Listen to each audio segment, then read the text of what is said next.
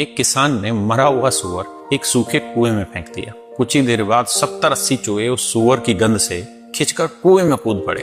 उनके लिए वो आसान खाना था, उन्होंने मिलकर उस सूअर को खा लिया। लेकिन असली समस्या तभी शुरू हुई जब खाने के बाद उन्होंने बाहर निकलने की कोशिश की। तब उन्हें समझ आया कि कुएं में अब वो फंस चुके थे। दिन बीतते गए, खाना खत्म हो गया और भूख बढ़ती गई। कुछ ही दिनों में वो कुआं नर्क बन गया। जिंदा रहने के लिए चूहों ने एक दूसरे को मारना शुरू कर दिया और फिर एक दूसरे को खाने लगे। धीरे धीरे सब खत्म हो गए। आधे महीने बाद उस कुएं में सिर्फ एक चूहा बचा था जिसकी आंखें खून की तरह लाल हो चुकी थी। तभी किसान वापस आया। उसने कुएं में एक रस्सी डाली और उस आखिरी चूहे को बाहर निकालकर खेत में छोड़ दिया। अब सवाल ये है कि क्या किसान को उस चूहे पर दया आ गई थी? असल में वो चूहा बदल चुका था, अपनी ही जाति को खाने का आदी हो चुका था। इसलिए वो अब अनाज नहीं खाता था। वो खेत में जाते ही पागलों की तरह चूहों को शिकार बनाने लगा। और यही है असली खेल। इसे कहते हैं डिवाइड ट्रैप, जहाँ ऊपर बैठे लोग खुद कभी नहीं लड़ते, बस ऐसा माहौल बना देते हैं जहाँ नीचे वाले लोग आपस में लड़कर एक दूसरे को खत्म कर देते हैं।